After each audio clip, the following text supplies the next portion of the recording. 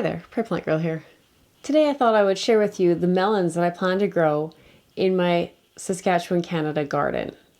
My gardening zone is a short season zone with an average of 110 frost-free days. That limits my selection of melons that I can grow in my garden.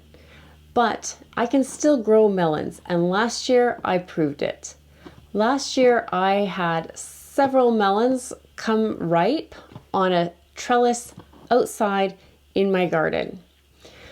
I grew them in very large pots up onto a trellis so they could get maximum light, maximum sunshine, growing out there in our great Saskatchewan summer. And I was very happy with the results. I've tried for many years to grow melons and I was almost ready to give up. But I found that by bringing them into those very large pots, I think that heated up the pots.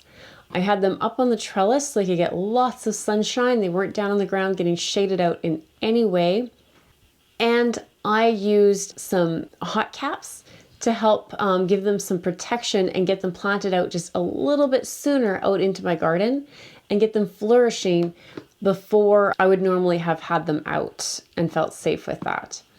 That way I was able to grow them for, I think, 2 weeks more outside than I would have put them out in other years. So I'm going to be growing the same varieties that I grew last year, but I'm going to be growing them a little bit differently. So very quickly, I'll go over the varieties that I'm going to grow, and then I'll share with you what I'm going to do different this year. So I'm going to be growing mostly watermelon, but I'm going to be growing 2 plants that are more of a cantaloupe or muskmelon type melon. I'll be growing Minnesota Midget and Tip Top Melon. Last year I had several Minnesota Midget that I was able to grow right to maturity and enjoy. And I think I only had 1 Tip Top, but it was delicious. I was thinking I was going to grow them next year, but once I got one of these melons off the vine, I thought, no, I need to have these again. And hopefully with the changes I'm making, I'm going to get even more this year. So the rest of what I'm growing is watermelon. And like I said, I've grown all of these in the past, and I was able to get some off of everything except for one, I believe, last year. Last year, the only one I didn't get anything off of was the scaly bark. And I think that was actually my fault with watering and the location of this plant more than anything else. It was kind of tucked into an area that maybe wasn't getting the same type of sunshine as some of the other pots that I had.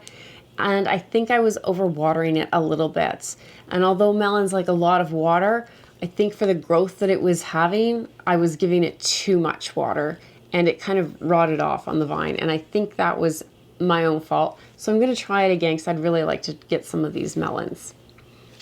Moon and Stars is one that I had great success with last year. I had several Moon and Star become ripe. I believe I shared 1 or 2 with you in videos.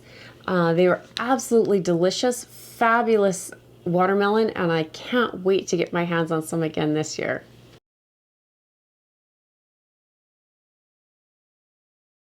Sweet Siberian was another one that I grew and managed to get fruit off of last year. I had a few mature fruit off of them. They're a nice sized melon and quite delicious. These have kind of a peachy yellow colored flesh inside, which is a nice contrast to the reds that you usually have. And I really enjoyed them. Very nice melon, and I can't wait to have more again. Early Canada Improved is one that I have been trying to grow for many years. It's supposed to be easy to grow in my climate, but for some reason I have struggled. Again, this one was tucked back in an area that wasn't getting quite as much sunshine as the rest, and so I didn't get a huge production off of it, but I did get one nice sized melon that we could enjoy. So I'm happy to give this one another go this year, and I think the changes I make will fix that. So if you follow my channel for the last several months, you may be aware that I built myself a greenhouse last fall, and I'm quite excited to get it going and operating and providing me with some food this summer. So one of the things I'm going to try growing in there is my melons. I really debated back and forth whether that was something I wanted to do, But I think that's the best way forward with the melons for me.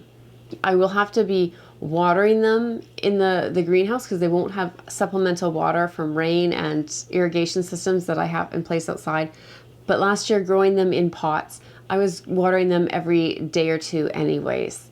So I don't think that's going to be a huge issue, and I have a few tricks up my sleeve to try and to make the watering easier. I'm planning on growing these on the west wall of my greenhouse. It should get a good amount of sun. I have windows on the east, south, and west walls of my greenhouse, and for what I'm planning in there, I think it should get a little bit of sun in all directions, but it'll get mostly the west sun and south sun for the kind of orientation of the greenhouse. I plan to put a trellis netting that goes from the ceiling down to the pots that I'm going to be growing it in. And yes, I said pots. So I have not installed permanent beds in my greenhouse, and I at this point don't intend to, but I do have some very large pots. They won't be the ones that I grew the melons in last year, but I think they will still work for this application. Last year, the pots I had them in were very, very large pots that my city actually used to use for boulevard planting. And they're great pots, but they're a little big for the size of my greenhouse. And I had several melon in each pot, plus gladiolus and other things in each pot. So I think by taking it down to just one variety of melon, 1 or 2 plants each, I think that will be the best, except for the Tip Top and the Minnesota Midget. I plan to grow those together in a pot, and they're smaller plants, and I think that will work out all right. So I'm really looking forward to seeing how this works out. Hopefully we can be enjoying homegrown melons again in our house this year, and I will keep you posted as to how it goes. I'm hoping I can start these just a little bit sooner in the greenhouse, and they should be able to go just a little bit longer into the season. Last year I was covering the trellis up with frost blankets and trying to protect them in the last few weeks to get those last few melons ripened. And I think this year, hopefully, I won't have quite the same issues with that. With the greenhouse, it should extend my season just a little bit longer. But like I said, if you don't have a greenhouse, but you grow in a place that gets nice, hot, sunny summers, but maybe just a little bit of a shorter season, I would definitely try out the Cozy Coats or some other style of hot cap that you can use to just get that season started a little bit sooner. So I really think that's a great way to get them started if you're doing it outside.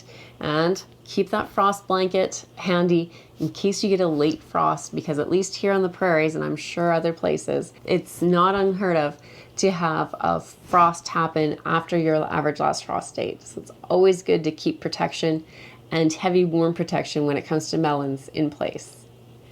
So thanks for watching. I hope this gave you some inspiration for growing melons in your own garden. Let me know down below where you live and what kind of melons you grow. It's great for the whole community to see that and to learn from you as well. We'll see you in the next one. Bye.